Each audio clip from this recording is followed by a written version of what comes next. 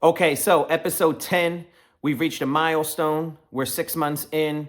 Very special guest. Today we have Jourdan Travers. She is a licensed clinical social worker and she is also the clinical director of Awake Therapy. Last but not least, she's also the creative mind behind Awake Therapy's psychoeducational videos on YouTube and Instagram. She has a unique approach. I mean, it's warmth, wit, and evidence-based insight. When I tell you she is one of the most relatable mental health educators online today, it is not an understatement. In this episode, we're going to get into topics like weaponized incompetence, attachment fears, and even the 4 horsemen of the relationship apocalypse. She's going to give us the tools every couple needs, not to just survive, but to thrive. So please join me in welcoming Jourdan Travers to the show. Thank you so much for having me. So first, we just want to say we discovered your work recently. We discovered the YouTube channel and Awake Therapy recently. And I don't know how often you hear this or if you're a part of the team responding to the YouTube comments, directly, but we've been watching the videos. We've been trying to comment on things. It's like Alexa's been listening from the kitchen. You know what I mean? Like it's so relatable and so relevant. We just want to say that, that it's you guys have been doing great work, and we want to start by saying thank you. I appreciate that. And I'm glad to hear and know that the content that we're creating is resonating with you. That's our whole goal, because when we know better, we can do better. And so we really stand by the belief of, power to the people, and the more knowledge we have, the better we can be. The things that you touch on in the YouTube videos are identical to what I go through, to what Bob's been going through. And I think the full breadth of what we've been able to watch so far has been spot on with, things that are helping us every day. So we wanted to say thank you for that. If you wouldn't mind, just give us a brief introduction about yourself and your organization. Sure. So, my name is Jourdan Travers. I am the clinical director and co-founder of Awake Therapy.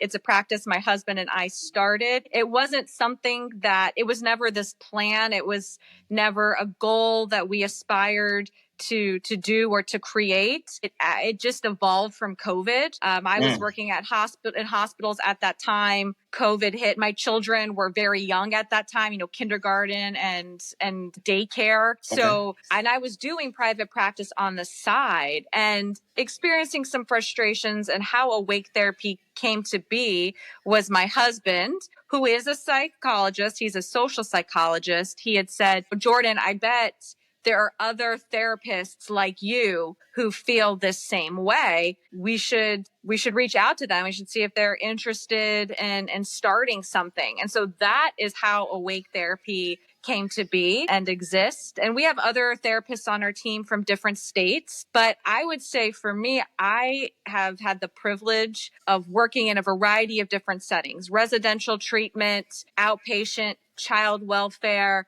you name it. And one thing that I had observed in my practice is, so many people just don't know. And there is this feeling of like a paywall, right? Of getting therapeutic information or insight. And we wanted to break that as quickly as possible. So Awake Therapy is similar to BetterHelp, but different in that it's similar because it's a teletherapy platform, and we're able to charge reasonable and affordable rates because we don't have the overhead of office space and utilities. And so we like to make things as streamlined and simple as possible. There's no subscription. We don't hold patients' credit card information, any of that. You find one of our therapists on the team, whether it's me or someone else, you can see our booking link, and patients or prospective patients would select a day and time, and that's it. We try to streamline it and make it as simple and easy as possible. And it gives individuals, it's in honor of an individual's right to self-determination, right? Like we know when we need to talk to somebody. And the truth is, we might know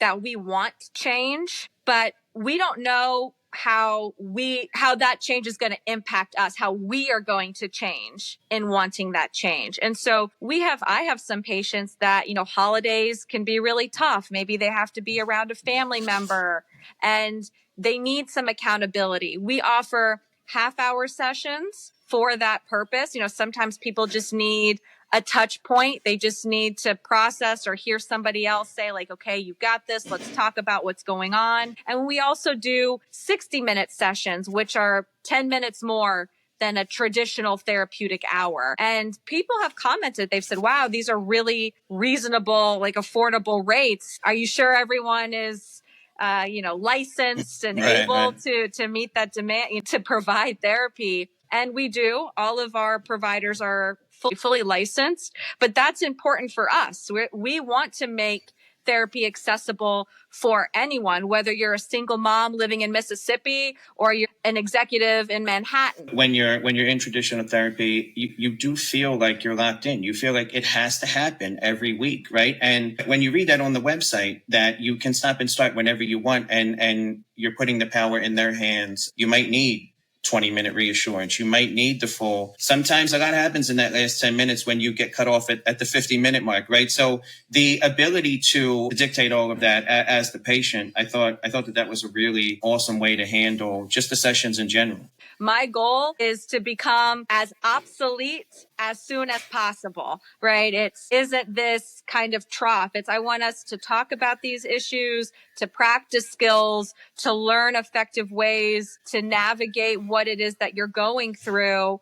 And that's it. And maybe you need to come back because something else has come up, or maybe you like therapy and feel like it's a part of your self-care and you want to do that, weekly or monthly, but it isn't a life sentence. You can, like you said, Joe, you can come in, you can leave whenever you want. And we also want to be mindful too of people's financial constraints, right? Times are changing, things are different, and we're mindful of that. We don't want people to feel like they're priced out of talking to someone. And for many people who have insurance, sometimes it's taking them weeks, even months to see a provider. And when we're in need to talk to somebody, we're in need to talk to somebody. Well, I think that's a huge benefit, right, Jourdan? I mean, in today's world, I think people are just naturally untrusting of the healthcare system or anything that has to do with mental health, physical health, because we all believe that it's money oriented, right? It's all based on financial things nowadays. First thing you said was, it's about when you need the therapy.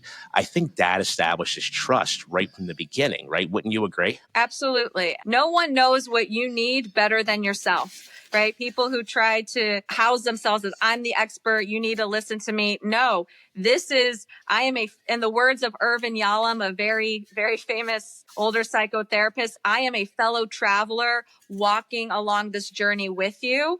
And let's talk about the things that you might not feel safe or comfortable talking about with other people, which makes sense, right? So there's this stigma that coming to therapy means that there's something wrong with you, right? If you're going to therapy, whoa, that means like you're an issue. And that is actually not true at all. What it demonstrates going to therapy is that you want to get better, right? You know that something isn't right, something doesn't feel right, and you may or may not currently have the skills to navigate that situation. And so coming to therapy is opening the door for some dialogue, right? People who don't go to therapy, it doesn't mean that they're perfect. That's an entirely separate conversation, right? But coming to therapy does not mean that there's something wrong with you. It's just a space to talk openly and honestly about thoughts and feelings you might not feel safe sharing with those closest to you. Absolutely. And I agree. I think sometimes it's easier to open up to strangers, to people you don't know. I think therapy or getting help in a mental capacity or a mental aspect, you have to get over that judgment, right? People judging you.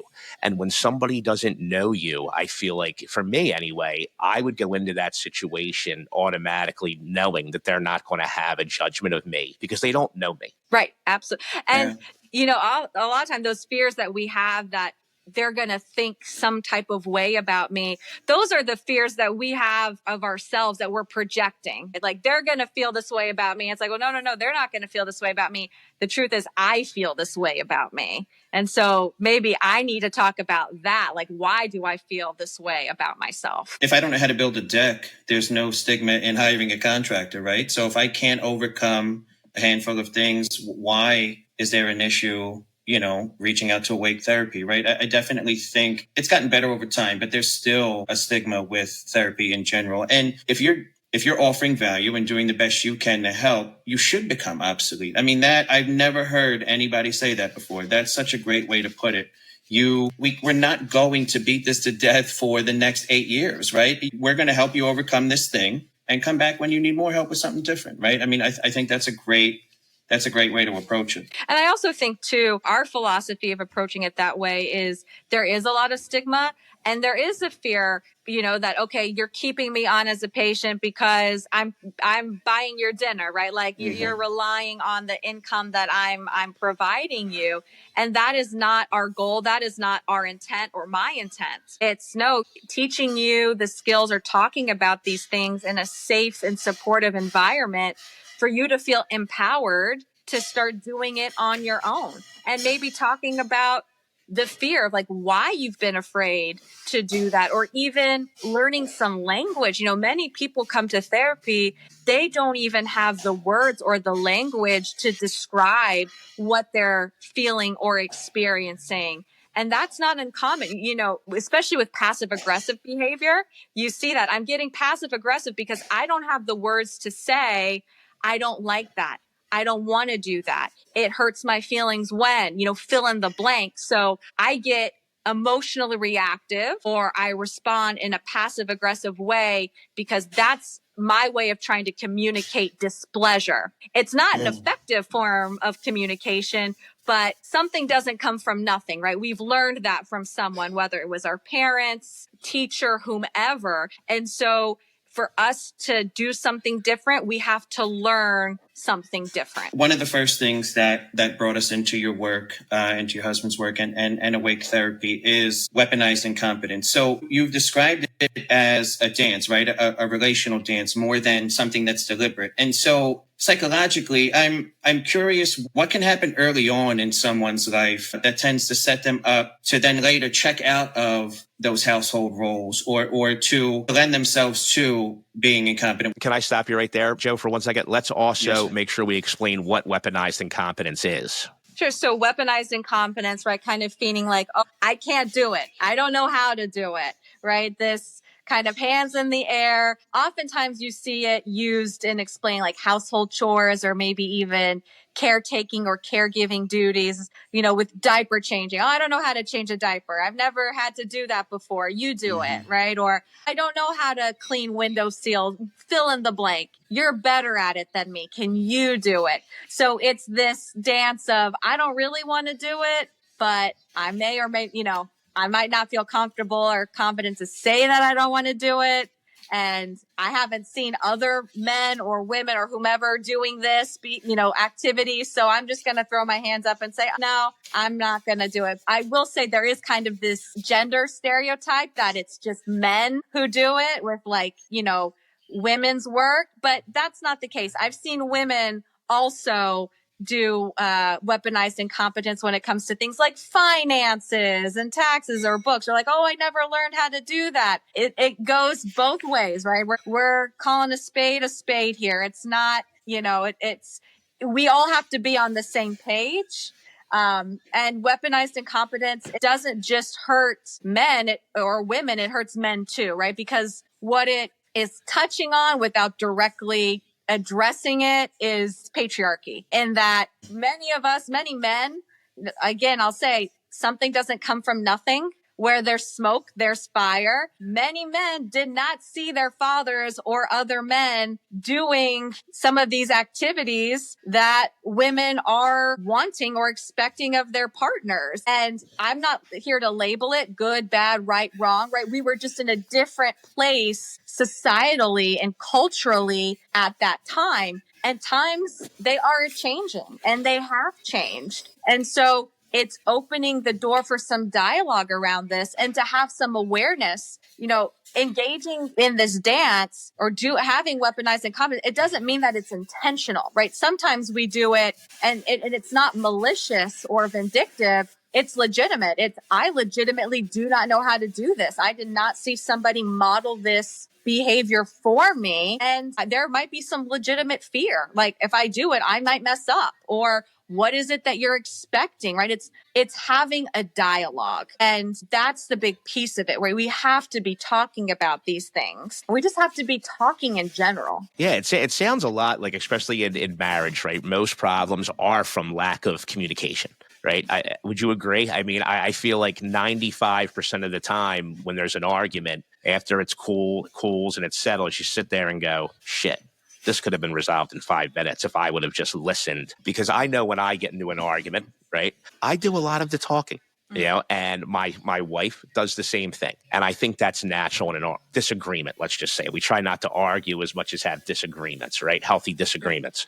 But I think in any marriage, whether it's weaponized incompetence, like you're saying, like if she asks me to, I don't know, do the laundry and I don't know how to do it, but I really don't know how to do it. Is she going to believe that, or is she going to get upset? So now I'm yelling at her saying, I really don't know how to do it. She's not listening. All she hears is, I don't want to do the laundry, right? And it's a real issue, so to speak, in all marriages that can be resolved extremely easily if you just communicate and follow some simple steps. Absolutely. And also too, we had gotten in contact because you guys saw the article on Forbes. And one of the examples was around housework in terms of, I'm asking my partner to maybe help me with something.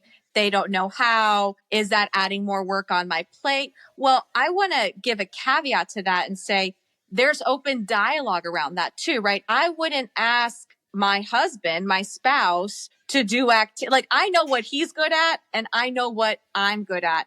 And we know those things about each other because we've had dialogue around it. We've had conversations around it. And so if my spouse is saying, I don't know how to do that, okay, that's fine. I'll do it. But here are the other items and things that are on my to-do list today. Would you mind running to the store for me or doing X, Y, whatever instead, just so if I need for it to feel a bit more equitable, but we would have dialogue around that. I wouldn't expect him to do things that I know I'm naturally better than him at and vice versa. Again, because sometimes people read articles and think, oh, well, how do you solve this? You solve it by talking about it. You can't fix anything that you're not willing to address or to discuss. But from the perspective of the partner who's doing it unintentionally, how do you begin to talk about something you don't even know is taking place in the first place? Great question. It would require us to share the observation, right? Of the partner to say, I've observed that when I ask you to do X or Y or Z, you say, I don't know how to do it, or I can't. Why is that? Right? Let's talk about that. I would say to have it in as much as you can, a calm and neutral voice, right? So coming at somebody when you're angry and your voice is starting to raise, that is not going to end well, right? Anybody who nobody likes to be yelled at, whether you're a child or an adult, because when someone is yelling at you, whatever they're saying is going in one ear and out the other. What you're focused in that moment is, am I okay? Are they okay? Is something about to happen? Do I need to be worried if something is going to happen? So while you might have you might feel really strongly and be in a heightened state. We call that an emotionally dysregulated state. You could say, right, wait, I want to talk about this with you later tonight, or in the morning over coffee, can we talk about something that I've observed recently? Trying to open the door for dialogue, because we're going to get defensive regardless. That's a part of human behavior. Anytime someone is wanting to discuss problematic behavior or a behavior that isn't sitting well with them, human nature is we're going to defend, we're going to deflect. So the way to navigate that is, how can we have an open and honest dialogue without name calling, without passive aggressive insults or labels, of just saying, hey, this is something I've observed. Can we talk about this? Now, how often would you say, the two things they say that usually drive marriages to end, right, or finances and lack of sex, right? Those are the two things typically. How often would you say that you see in your work that this unwillingness to kind of sit down and talk about the things that you can't work out, Because like you just said, a lot of people just walk away from these things, right? You don't resolve these disagreements. How often would you say that the lack of willingness to actually sit down and do that is what drives a wedge in between marriages? It's a lack of communication, a lack of not wanting to talk about it is a huge percentage. I would say too, there's this kind of myth, stigma. I'll see women come into couples therapy with their spouse, their partner, and I think they have this idea that they're going to share what's happening in that situation and that I'm automatically going to side with them, that couples therapy is going to be shaming or guilting their partner or spouse into being a better person. And couples therapy isn't that way at all. And if that is what someone experiences, if that's what you're experiencing in couples therapy, then you need to find a different couples therapist, because that is not effectual, right? You can't bully someone in to changing, right? It takes two to tango. No one lives in a vacuum. We are not, nothing happens in isolation. And so it's talking about that dynamic. Like, okay, well, what's your part in this role, right? What is this dance that you two are doing? And the only way for us to dance differently is if we introduce new choreography into the routine. That was a great explanation. Thank you. It really just hit me because I was sitting here thinking to myself about, you know what, I wonder if my wife and I could use a session. But then it hit me that they, in therapy, right, or in any type of setting, they call them breakthroughs, correct? Mm-hmm. Well, I think the people who don't have those breakthroughs on their own are the people who then should probably go have a therapy session. I know that, for example, if me and my wife have a disagreement, my wife and I think I'm right for 5 minutes, but then she leaves the room and I realize I'm wrong. There was my breakthrough. I realized, you know what? She's absolutely right. I will go and seek her out and speak to her and say, hey, listen, you were wrong. You were correct. I was wrong. I'm looking at this the wrong way. I'm selfishly looking at it. I wasn't looking at it from your side. That was the breakthrough we had on our own, where there are couples who unfortunately don't have the ability to do that. Correct? I would agree. And I touch on patriarchy just because of the fact, we are conditioned such that we see different roles, right? Okay, like this is what dads do. This is what moms do. This is what's expected of me as a woman or as a man or whatever. And the truth is that we're all different, right? We all have different wants and different needs, and expecting someone to fulfill a role that they have no interest or an activity, let's say activity, right? That they have no interest in, that naturally just doesn't come to them, right? It's kind of beating a dead horse, a horse that's already dead, right? It's like, okay, this is ineffectual. This isn't going to get us where we want to be. So if this isn't working for me, right? How can we maneuver this? How do we navigate? What are some duties that I have on my list that I can offload to them and vice versa? And I think there's too this myth with equality, right? It's got to be 50-50 all the time. No, right? Yeah, yes. And on average, it comes back to 50-50, but on a given day for it to be 50-50, that's not realistic, right? Sometimes it's 80-20. Sometimes it's 60-40 or 90-10, back and forth, right? It's having communication with your partner around like, hey, I've got a lot on my plate right now, or maybe something is going on, or I could use your help. And that's a big part of it too.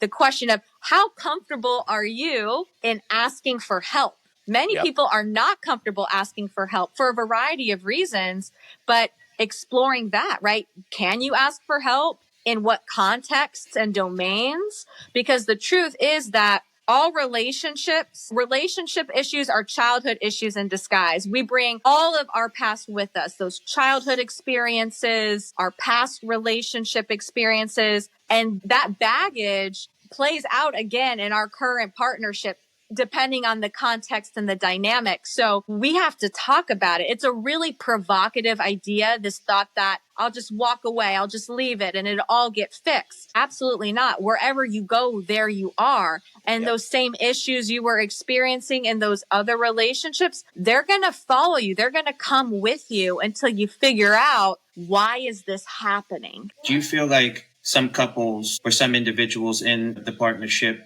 don't believe that it's truly unintentional? In other words, Bob's example of the laundry, that's a great example. But a woman in her 40s might not believe that a man in his 40s can't master that type of a task. And so I think the challenge for some of us is you don't know what's happening. You don't know what to ask for. You don't know how to overcome it. But the other individual is frustrated at it's been going on for so long like this. It can't possibly be unintentional, et cetera, et cetera. So how do you get through to the point where someone is training, someone is learning, and you can start to make progress there? So I would say in that example you shared, it doesn't sound like the laundry's the issue. It sounds like, oftentimes when people come to therapy, what they think the issue is, the primary issue, isn't the primary issue. That's often tertiary, right? There's something else driving and propelling that argument, that behavior, where, okay, I'm going to focus on the laundry because that's easy to focus on and to say, well, you're messing up, you're not doing what I want. No, what's going on for that to be the issue, right? Like, is there extra stress? Have things happened financially? What has changed, right? Because clearly there's something happening propelling that. And it's opening dialogue around it. And oftentimes it's not even the person that doesn't know how to do the laundry. It's kind of the trauma. And I do use the word trauma of what the other person has experienced in their life, of what they saw growing up between their mother and father or whomever. What was that communication? What were those expectations? And exploring that together.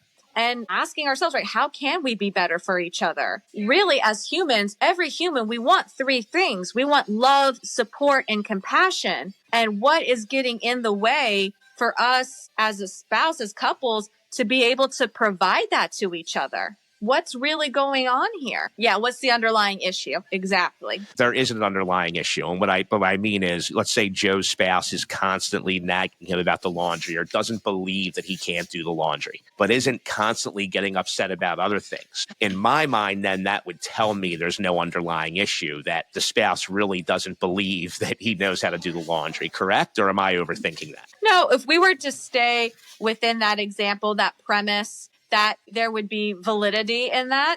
But then it would be a conversation of, hey, I legitimately don't know how to do this, or I'm not good at it. What is something that I can take off of your plate? What one or few items to where this wouldn't be so much of an issue, right? Yeah. Is it really the laundry, or is it that you feel like I'm not present and I'm not pulling my weight or my fair share around the house, and that you might not feel safe, emotionally safe or comfortable to share that with me? So you focus on the laundry because that's easy. It's easy to say it's the laundry. Now, here's the other question. Now, is it also easier for the spouse in question then to not ask that question because they don't want to know the answer? That is also part of it, right? What are the things that we're not talking about? Right? Like, are we staying on the laundry because, for example, I don't want to ask my wife, hey, do you feel like I'm not present? Is it easier for us to debate and have discussions about weaponized incompetence with the laundry than it is to have an actual conversation about what's going on in the marriage? Exactly. It's the elephant in the room. Let's do this dance so we don't have to address that there is a huge elephant looking at the both of us, and we're not ready, willing, or interested in addressing the elephant in the room at this time. If I can't master X, Y, and Z, and there's a challenge with learning that from your partner, then what other things can I help out with and take off your plate that I am good at, right? You talked about having that conversation with your spouse about, these are my strengths, these are your strengths. And that didn't occur to me before today, right? Maybe instead of trying to learn the thing that I can't learn at this point, There we go. that I am good at. So you were saying that everything stems from your childhood, and if there was trauma at an early age, that obviously complicates things. But as an example, if a woman goes 10 years being incompetent and the husband doesn't have the ability to articulate that or doesn't want to articulate that for whatever reason, could that be adding to his trauma? Could that experience be traumatic in and of itself for him over that decade? Sure. And I'm actually going to self-disclose a bit here too, because I feel like there's a really great personal example between me and my spouse that would help illuminate this point really well. So I grew up single parent household. I did a lot of cleaning and taking care of things as a child. I don't particularly enjoy cleaning. It's not something that I love to do. I'll do it. I don't want to do it. And I've always said, let's get a house cleaner. Let's get someone to help. I can do some surface level stuff, but I don't want to be on my off time, deep cleaning and picking up after everyone, because I felt like that's what I was doing in my childhood. It was just constantly picking up everybody else's messes. Because my husband was like, "Oh, why weren't you, can you just wipe this? Can you do this?" I'm like, "I don't want to. I'll do I don't want to do this. I don't like doing this. I would rather do anything else but this." And so we had dialogue around it. For him, he didn't care. He's like, "Oh, you don't want to do that? That type, you don't want to clean the bathrooms? That's fine. I'll do it. I have no problem doing it." And he's like, "And if I get tired of doing that, then we'll get a house cleaner." Great. That was the conversation. I was very honest. I do not want to do this. I feel like when I'm doing this, 6-year-old me wiping things down and I'm stuck. And that is such a terrible feel. I don't want to feel that way. I don't like feeling that way.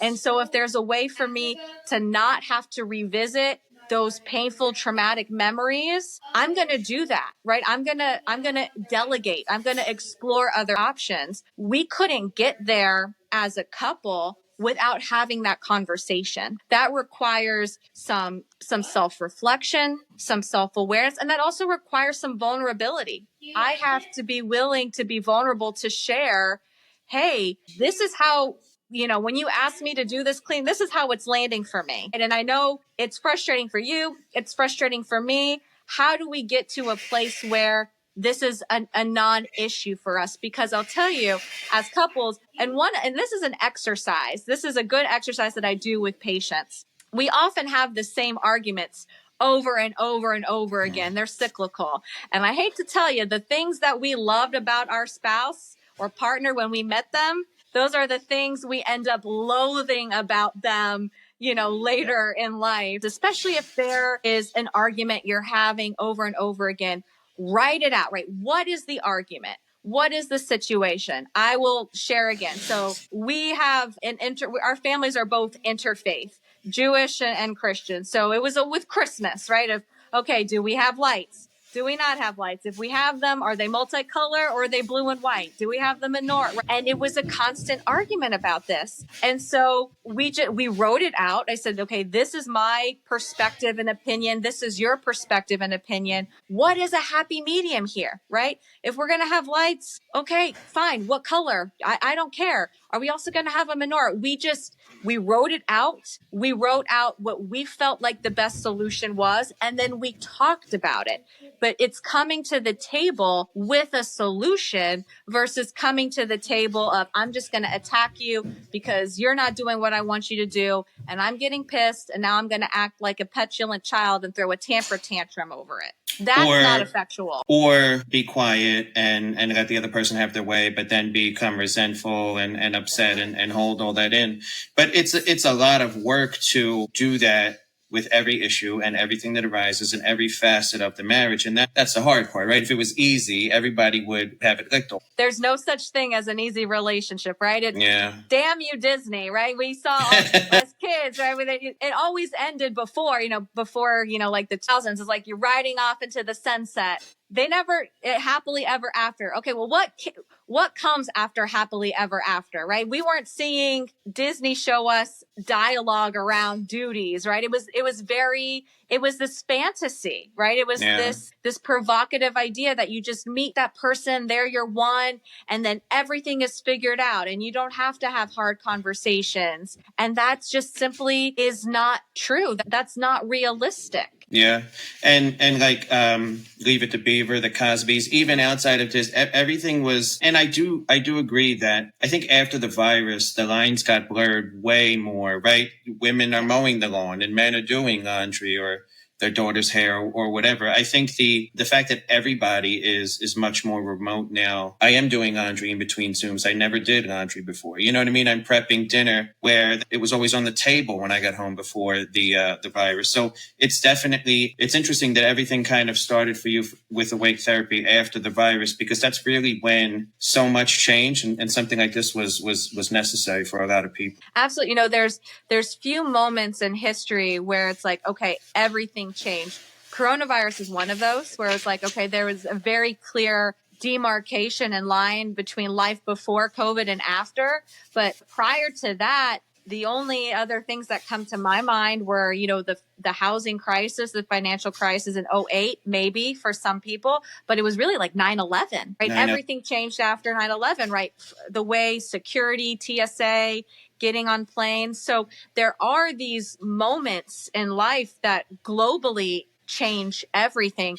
And COVID was one of those. Yes. To your point about what happens after happily ever after, let's say we are having conversations about each of these different things, right? We've identified which love language we have. We're talking through weaponized incompetence for a couple that is on the right track with whatever their issues might be. And maybe that's an individual or a couple who stops coming back. How do they stay away, so to speak, from your services? How does that your family unit stay on the right track? How do you navigate not falling back into those old patterns?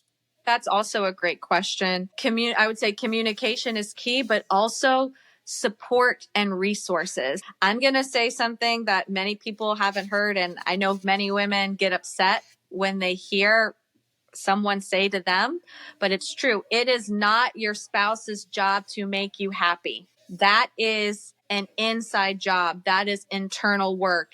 And if you are expecting that's your spouse's duty, you make me happy, that's your goal, that's your job, is to make me happy, that is a very slippery slope, because it's essentially saying I am entirely dependent on you to bring me joy and fulfillment. And that is robbing you of the ability to do that and learn that for yourself. And so I would say the couples that I see that are the happiest and the healthiest are those that are able to come together as a couple, but are also doing things for themselves, for their own pleasure and enjoyment and in their own growth, right? And is your partner someone that is propelling you and supporting you in growing and learning new things? I mean, that's a big part of it too, right? How can we support each other to be better versions of ourselves? And the only way that we can do that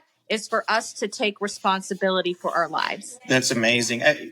I saw in one of the videos where did you say self-kindness makes you more attractive? Yes. Is that's kind of what you're referring to, right? The couples who have happy has to be in here and in here, and I can't get it from the outside world, whether it's my spouse or my children or anyone else. Absolutely. And it's what it is too is, maybe I'm struggling and I'm not feeling happy, but I don't know what to do to change that. Well, have some dialogue with your partner around it, right? I'm really struggling right now.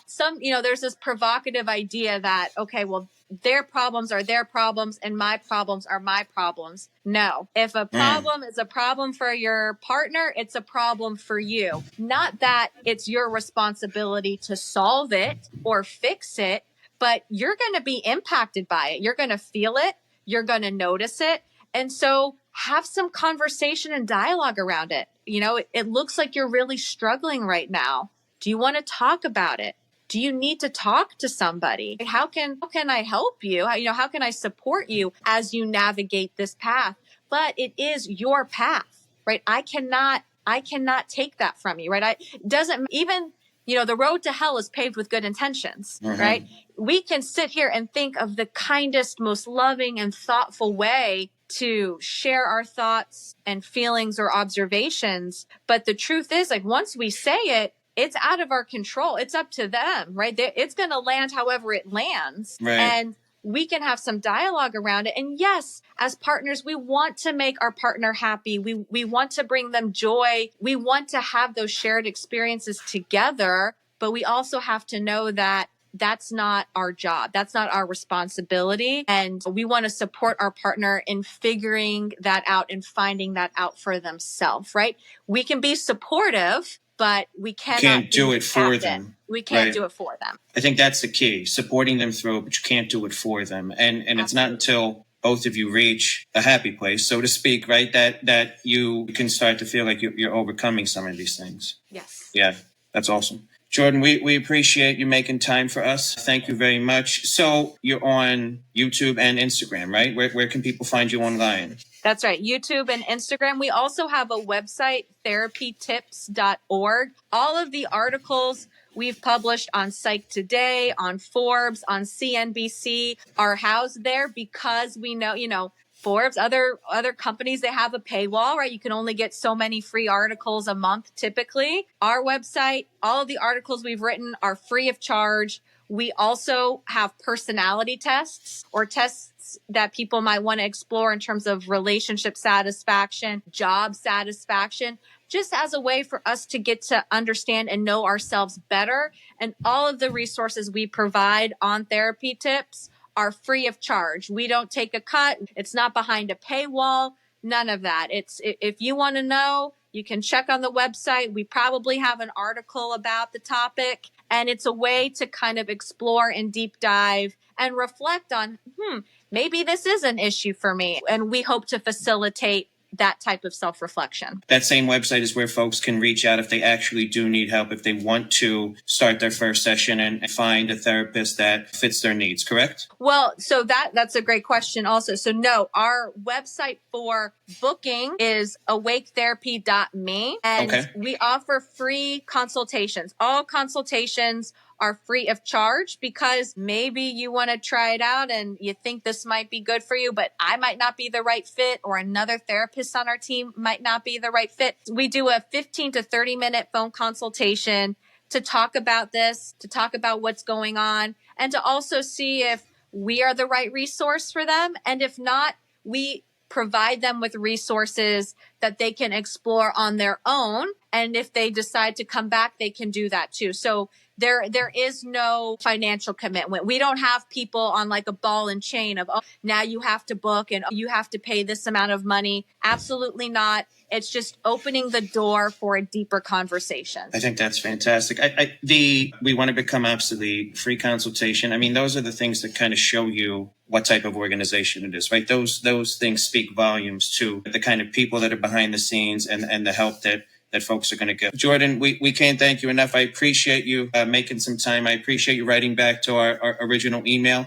You definitely have some new friends. And like I said in the beginning, we appreciate what you and your company are doing for everyone. So thank you very much. Thank you so much, Joe. It was an absolute pleasure. And I hope I get the privilege of coming back on. Yes, ma'am. Absolutely. Thank you very much. We'll be in touch. Enjoy the rest of your day. You too.